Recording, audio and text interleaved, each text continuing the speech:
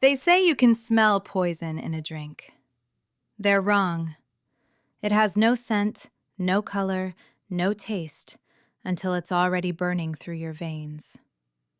Minji knew this because she'd watched her father die that way, choking on his own blood while the doctors told her mother there was nothing they could do. She was 7 then. Now, at 24, standing in the private dining room of the most exclusive restaurant in Seoul, with a tray of champagne glasses balanced on her trembling hands, she saw the same colorless death being poured into a crystal flute meant for the man at the head of the table. The man they called Kangdae, the most dangerous person in the city. And she had exactly 3 seconds to decide if his life was worth losing hers. But let me take you back. Let me show you how a girl with holes in her shoes and debt collectors camping outside her apartment became the only thing standing between a mafia boss and a grave. Because this story doesn't start with poison. It starts with desperation, which is its own kind of toxin, slower but just as deadly. 6 months earlier, Minji's world had already ended twice. Once when her mother's cancer returned, vicious and fast, eating through their savings faster than it ate through her mother's body. The second time was 3 weeks after the funeral, when the loan sharks her mother had borrowed from came to collect. 200 million won. An impossible number. A death sentence written in currency. "You have 60 days, the man had said, his smile too wide, his cologne too strong. After that, we take payment another way." She knew what that meant. Everyone knew what that meant.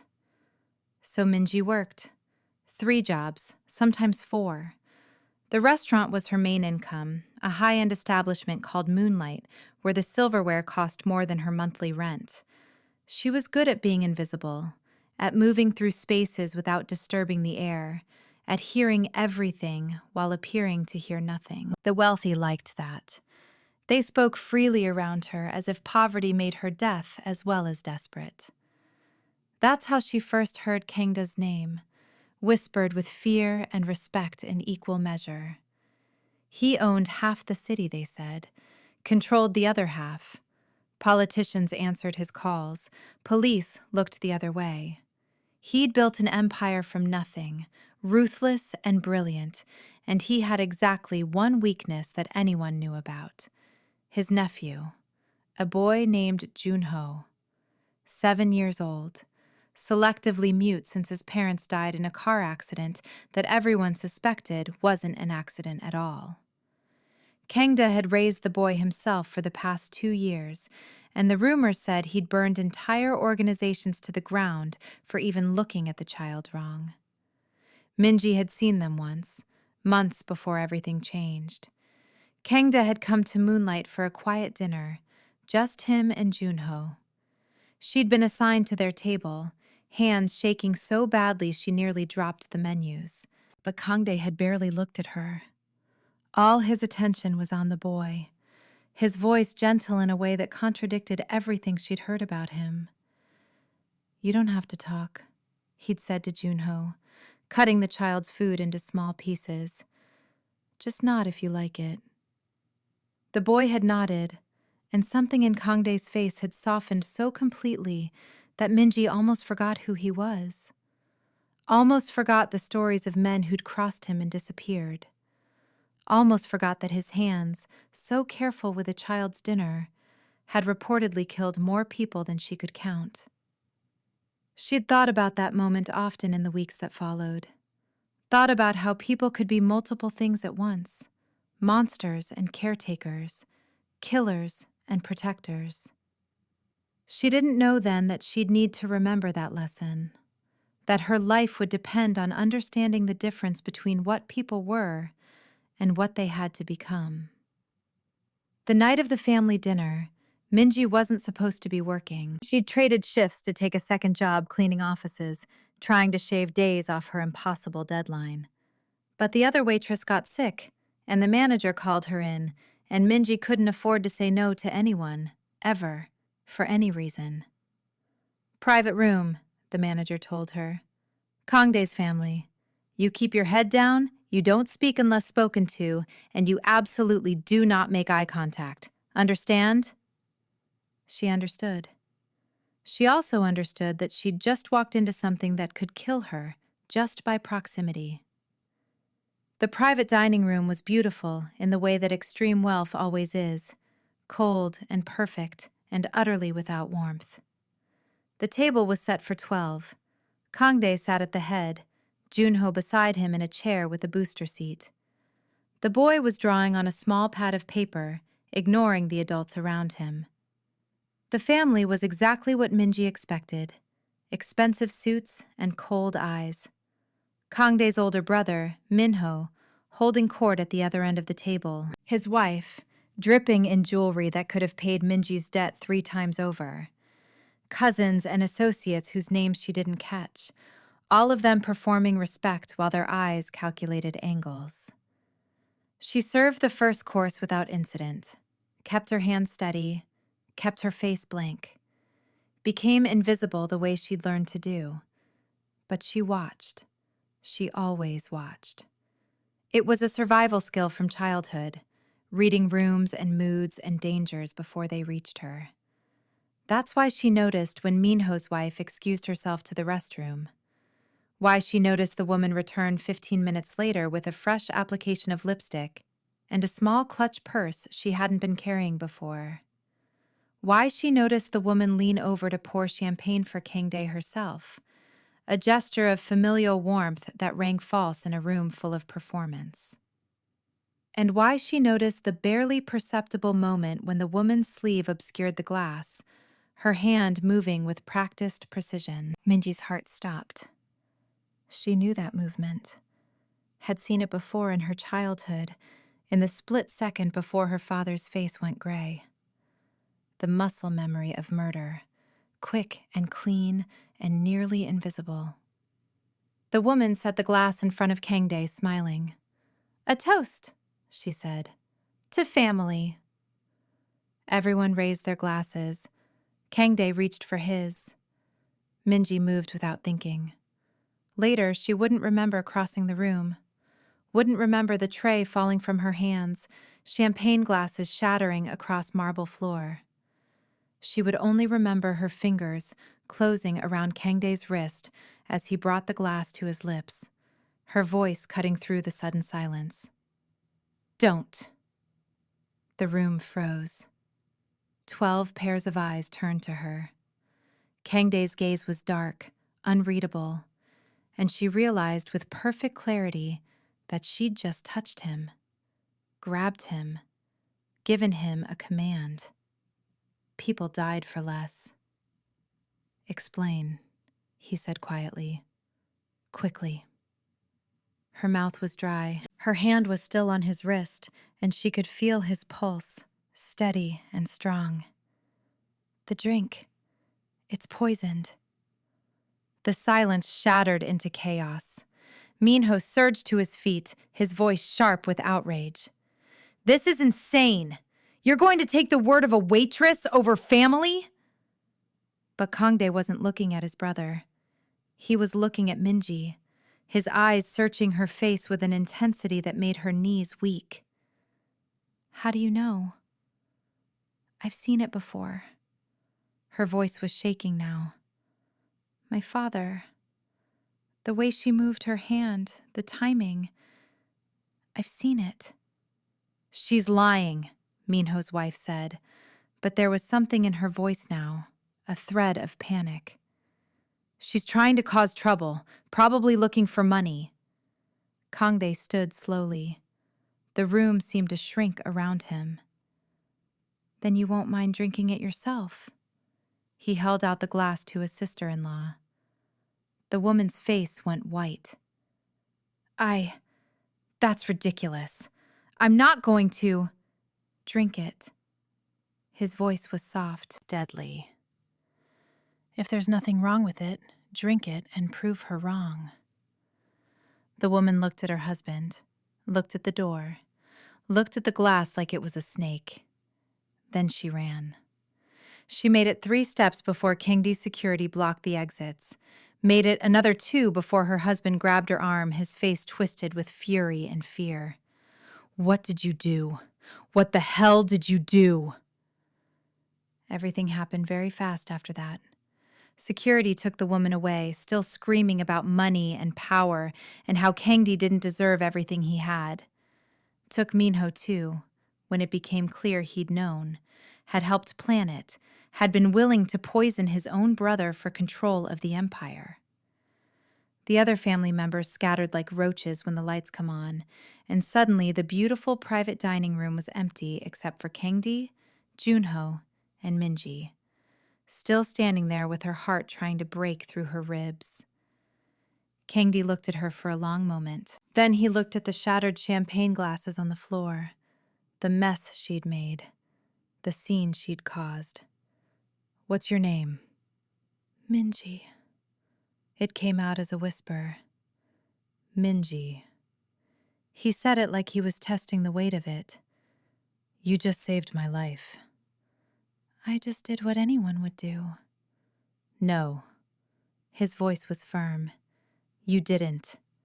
Most people would have looked away, would have decided it wasn't their problem, would have chosen safety over risk." He paused. "Why didn't you?"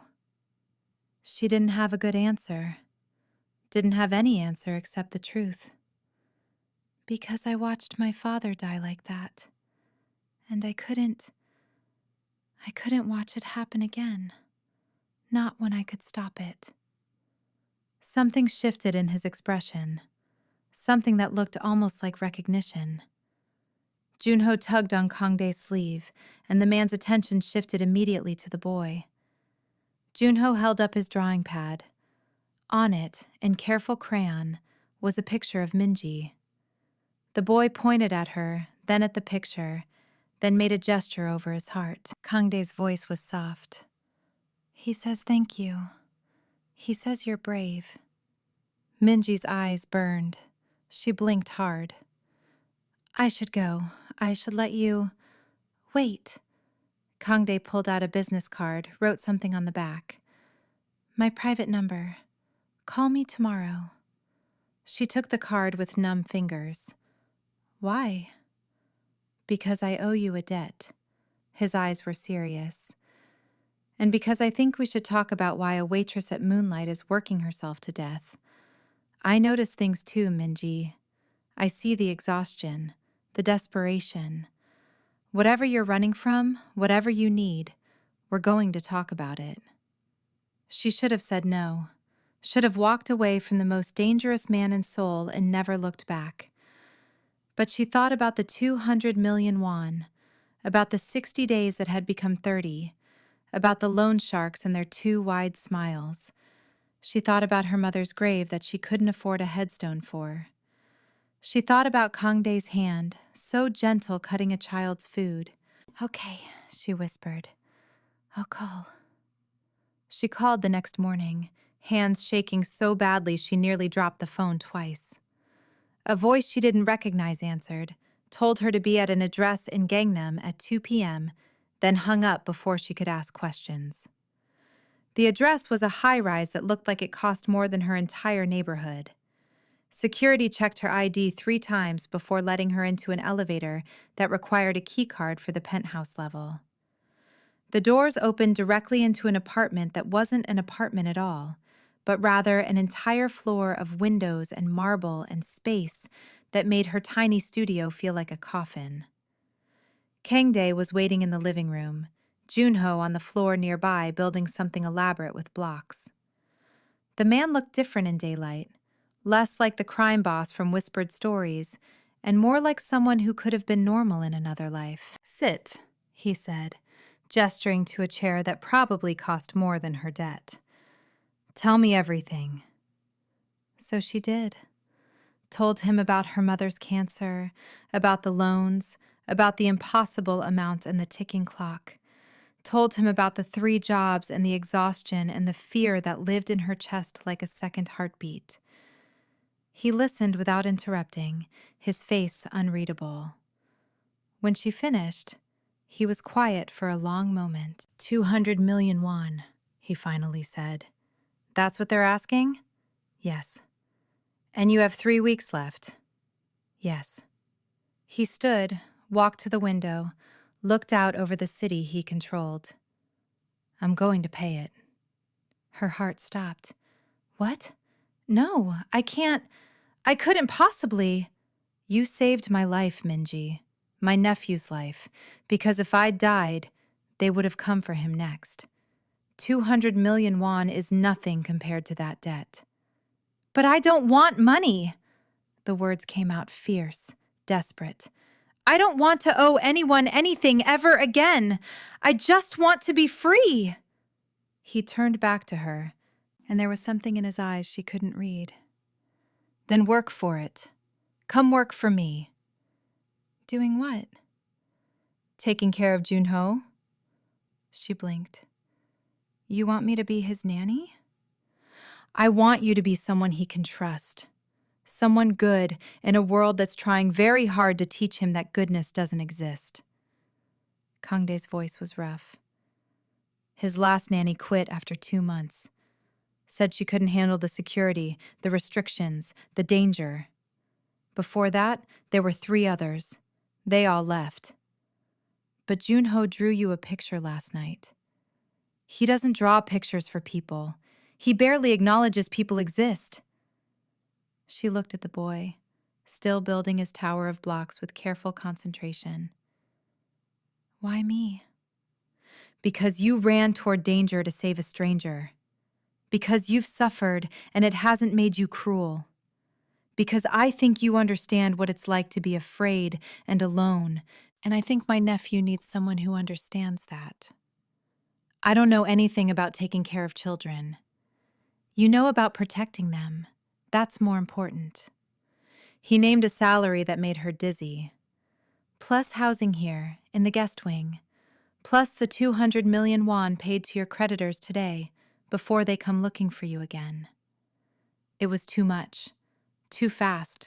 Too impossible. Why are you really doing this? She asked.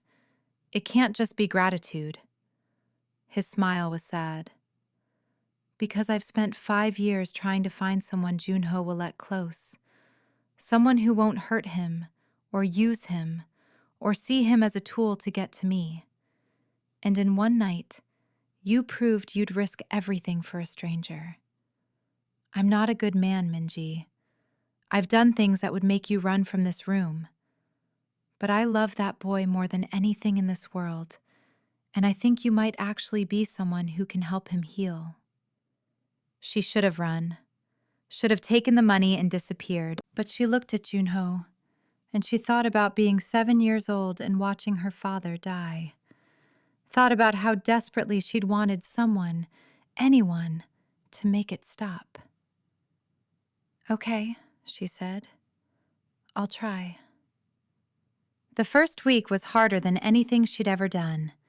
Junho didn't speak, didn't make eye contact, didn't respond to any of her attempts at connection. He tolerated her presence the way he tolerated furniture, acknowledging she existed but giving her no more attention than that. Kangdae was gone most of the time, managing his empire from offices she never saw. When he was home, he was different with Junho, patient and gentle, but she could see the frustration underneath, the fear that his nephew would never come back from wherever the trauma had sent him. She learned the rhythms of the penthouse, learned which security guards were friendly and which watched her like she was a threat, learned that Kangdae didn't sleep much, often found standing at the windows at 3 a.m., looking out over the city like a king surveying his kingdom. She learned that he noticed everything. The way she flinched when doors slammed, the way she hoarded food from the kitchen, still unable to believe there would always be more.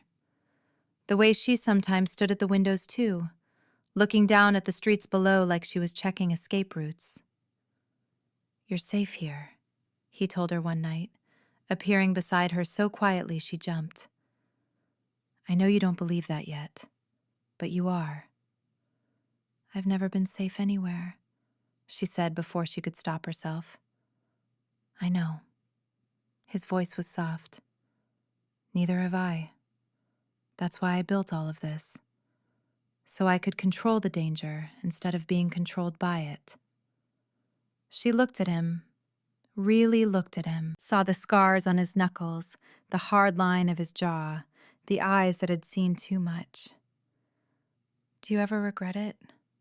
The things you had to do to get here? Every day. He was quiet for a moment. But I'd do them all again if it meant keeping Junho safe. That's the difference between regret and remorse. I'm sorry for what I've done, but I'm not sorry enough to change it.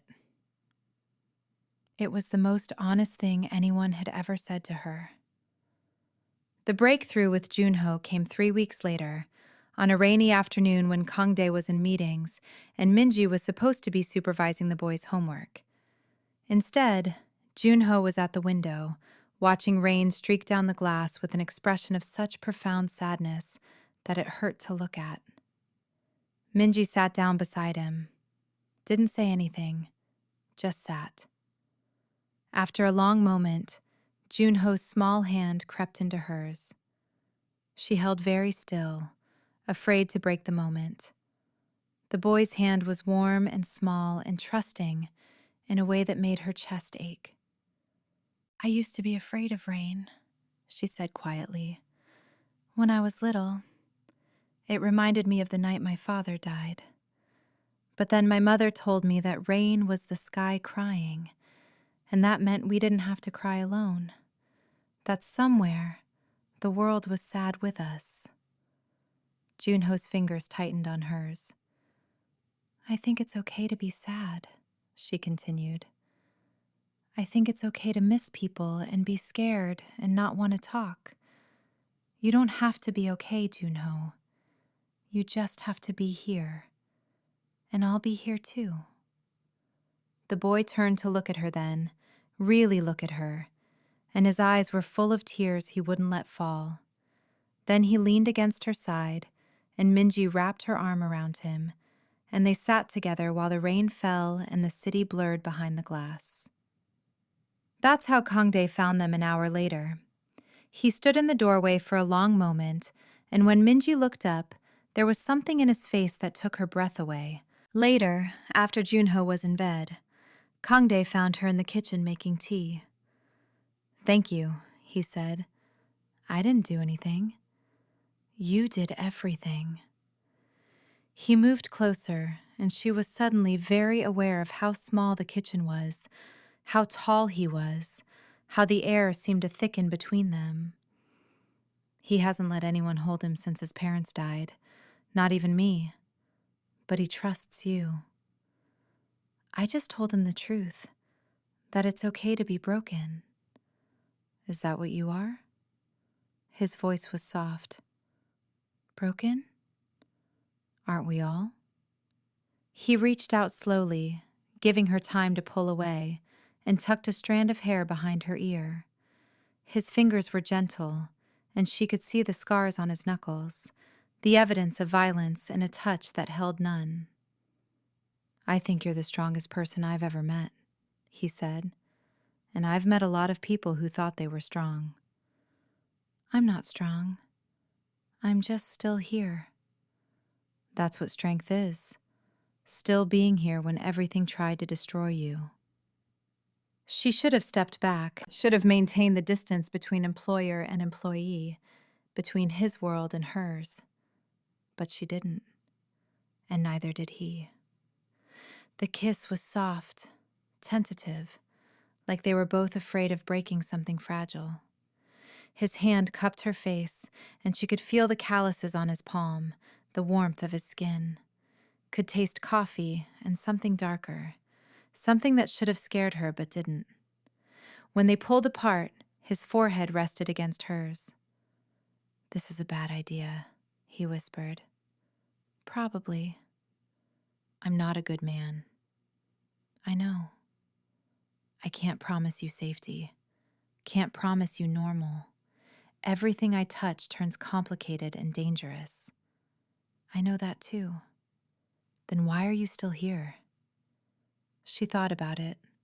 about the past months, about Junho's hand in hers, about the way Kangdae looked at his nephew like the boy was the only good thing in a dark world. "Because I think you're trying to be better than what you were made to be," she said. "And I think that's worth something."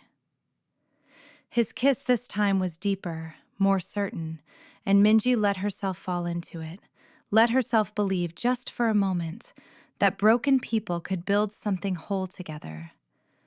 They didn't talk about it the next day, didn't define it or put labels on the thing growing between them. But she noticed the way his hand would brush hers when he passed her in the hallway. Noticed the way he watched her with Junho, something soft in his eyes that contradicted everything the world thought they knew about him. Junho started speaking again. Just a few words at first, then more. Started smiling. Started being a child again instead of a ghost. Minji thought maybe they could have this. Maybe they could build something real from the wreckage of their pasts. She should have known better. The attack came on a Tuesday. She was walking Junho home from school, security trailing behind them like shadows. The boy was telling her about his day, his voice still soft but growing stronger, when the black van pulled up beside them. Everything happened too fast. Doors opening, hands grabbing, Junho's scream cutting through the afternoon air. Minji fought like something wild, felt her fist connect with someone's face, felt hands yanking her hair, felt the cold press of metal against her ribs. "Stop fighting or we shoot the kid," a voice said in her ear. She stopped. They threw her in the van beside Junho, and she wrapped her body around the boys, trying to shield him from whatever was coming. The van was already moving, tires squealing, and through the tinted windows, she could see Kangdae's security running after them, already pulling out phones, already too late. "It's okay," she whispered to Junho, even though it wasn't. "It's going to be okay." The boy was shaking, his face pressed against her shoulder, and she could feel his tears soaking through her shirt. They drove for what felt like hours, but was probably 20 minutes. Ended up at a warehouse by the river, the kind of place where bad things happened and nobody asked questions. The men who dragged them out were professionals, faces covered, movements efficient. They zip-tied Minji's hands behind her back, shoved her and Junho into a room that smelled like rust and old blood. The man who walked in 10 minutes later wasn't covered. He wanted them to see his face. "Do you know who I am?" he asked Minji. She shook her head. "Park Tae-won. I used to work for Kangdae before he decided I was stealing from him." The man's smile was ugly. "I wasn't, for the record, but he doesn't forgive suspicion any more than he forgives guilt." "What do you want?" "I want him to suffer the way I've suffered. I want him to know what it's like to lose everything." Taewon looked at Junho, and his smile widened. "And I want him to pay me 50 billion won for the privilege of getting you back alive." Minji's blood went cold. "He won't negotiate with you." "Oh, I think he will. See, I've been watching. I know about you. Know about how he looks at you. Know about the boy who finally started talking again." Taewon crouched down in front of Junho, and Minji tried to lunge forward, stopped short by the zip ties. "Kangdae loves exactly two things in this world, and I have them both." He stood, pulled out a phone, took a picture of them huddled together on the concrete floor. "Smile," he said. "Let's give him something to remember you by." The next hours were the longest of Minji's life. They left her and Junho alone in the room, hands tied, no food or water. The boy was crying silently, and she couldn't even hold him properly, could only press her shoulder against his and whisper promises she didn't know if she could keep. "Your uncle is coming," she told him. "He's going to find us. He won't stop until he finds us." Junho nodded against her, wanting to believe. She wanted to believe too. The door opened again as the sun was setting, orange light streaming through dirty windows. Taewon walked in with two other men, and the look on his face made her stomach drop. "Good news," he said. Kangdae agreed to pay. Bad news, he's taking too long to get the money together. So I'm going to send him a reminder of why he should hurry. He nodded to one of the men, who grabbed Minji and hauled her to her feet. Don't touch her! Junho's voice was small, but fierce, the loudest she'd ever heard him speak. Taewon laughed. The kid talks! How sweet. He pulled out a knife, and Minji's whole body went rigid. Let's see if we can make him scream, too. The blade cut across her arm, sharp and burning. Blood welled up, soaked through her sleeve. Junho was crying, and Taewon was smiling. And Minji realized with perfect clarity that this man was going to kill them whether Kangdae paid or not. So she made a choice. When Taewon leaned in to cut her again, she threw her weight forward, smashing her forehead into his nose. Felt cartilage crunch, felt blood spray. Used the moment of his shock to spin and kick the other man in the knee. Heard something pop. Her hands were still tied, her arm was bleeding, but she'd grown up fighting, and desperation made her vicious. Run! She screamed at Junho. Run and don't stop! The boy hesitated for one heartbeat, then bolted for the door. Taewon roared, tried to go after him, but Minji threw herself at the man's legs, brought him down. Felt his fist connect with her ribs, once, twice, pain exploding through her chest. You stupid bitch, he snarled, the knife coming up again. She closed her eyes. The gunshot was deafening in the enclosed space. Minji opened her eyes to see Taewon falling backward, a hole in his chest. Opened her eyes to see Kangdae in the doorway, gun still raised, his face a mask of cold fury. Behind him, a dozen men in black flooded the warehouse. Professional, armed, lethal. Kangdae crossed the room in 3 strides, dropped to his knees beside her. His hands were shaking as he pulled out a knife and cut through the zip ties, as he pressed his palm against the wound on her arm. You're okay, he said, and his voice was wrecked. You're okay. I've got you. Junho, she gasped. He ran. I told him to run. We have him. He's safe. He's with Sung-ho. Kangdae's other hand cupped her face, his thumb brushing away blood and tears. You saved him again. You beautiful, reckless, impossible woman. You saved him again. She started laughing, or maybe crying, she couldn't tell anymore. I thought he was going to kill us. I would have burned the city down to find you. His forehead pressed against hers. I would have killed everyone between me and you. Do you understand? You and Junho are everything. Everything. She kissed him then, tasting blood and salt and relief. Kissed him like she was trying to prove they were both still alive. When they pulled apart, his eyes were wet. I love you, he said. I know I shouldn't. I know I have no right. But I love you, and I almost lost you, and I can't do this without you. Then don't. Her hand found his, fingers threading together. Don't do it without me. Let me stay. It's dangerous. I know. People will always try to hurt you to get to me. I know that too. Then why? Because I love you too, you impossible man. Because Junho needs us both. Because broken people deserve to build something whole together. He kissed her again, softer this time, and she could feel him shaking. They went home that night, all 3 of them. Junho fell asleep between them on the couch, his small hand clutching Minji's uninjured arm. Kangdae's arm was around both of them, and for the first time in her life, Minji felt completely safe. What happens now? She whispered. Now I make sure nothing like this ever happens again. His voice was dark. Now I remind the city why they were afraid of me in the first place.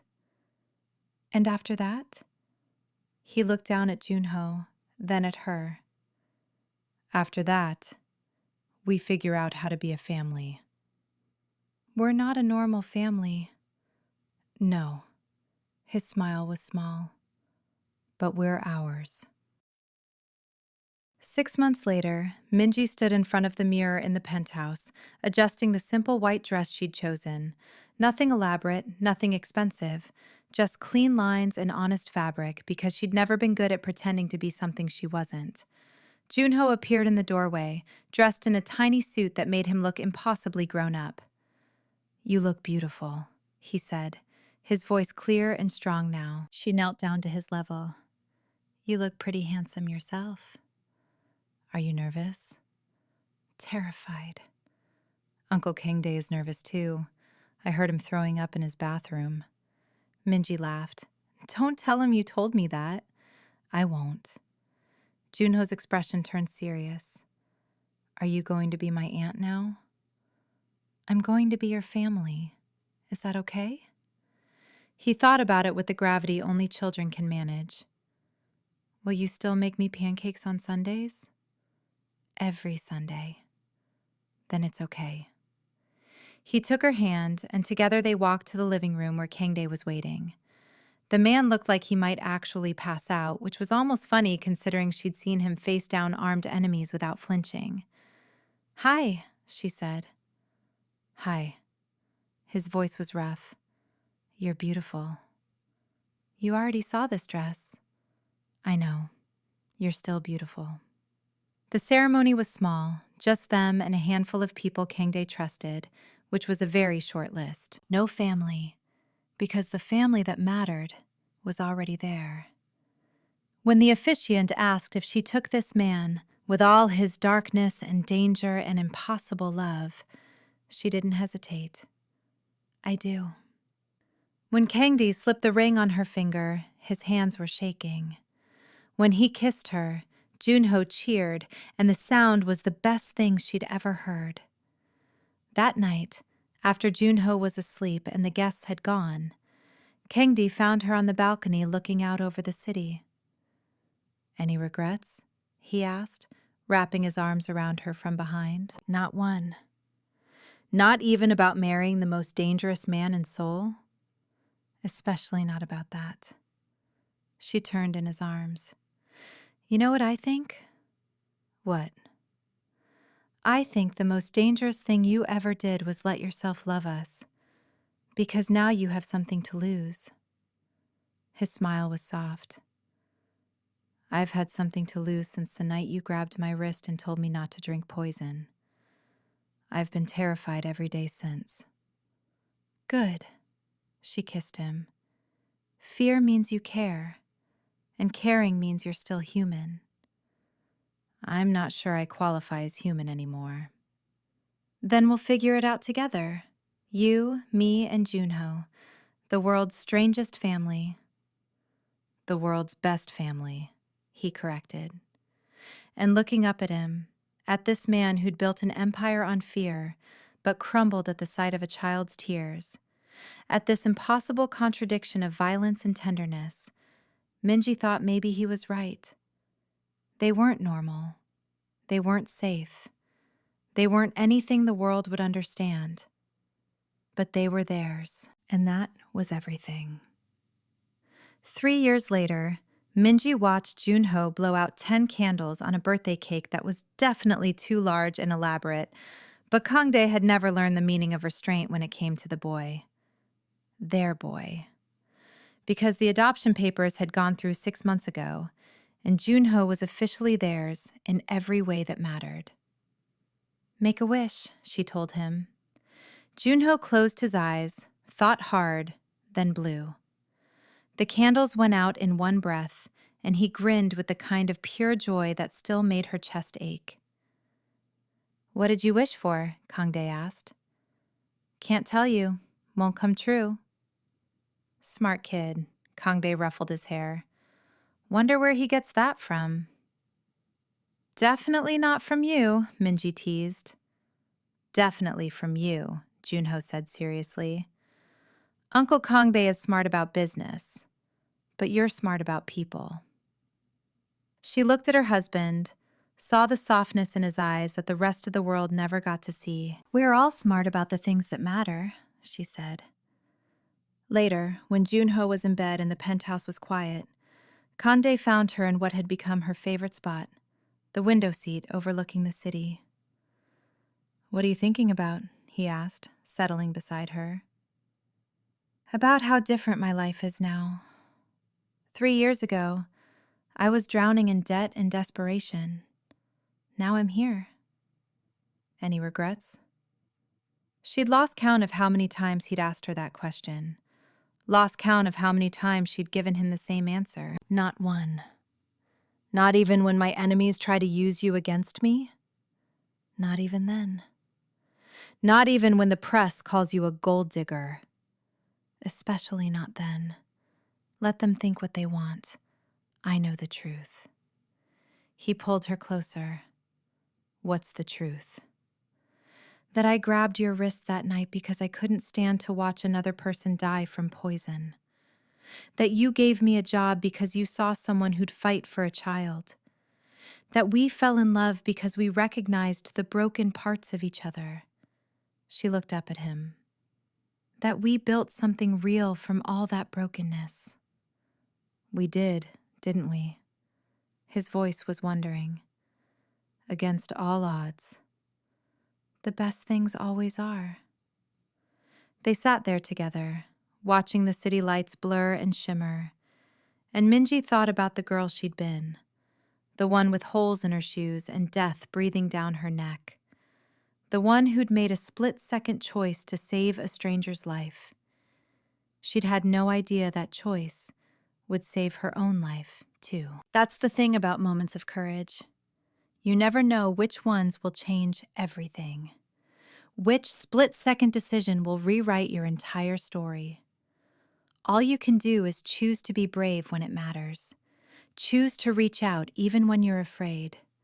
Choose to protect the vulnerable, even when it costs you. Choose love, even when love is the most dangerous choice of all. Minji had chosen love.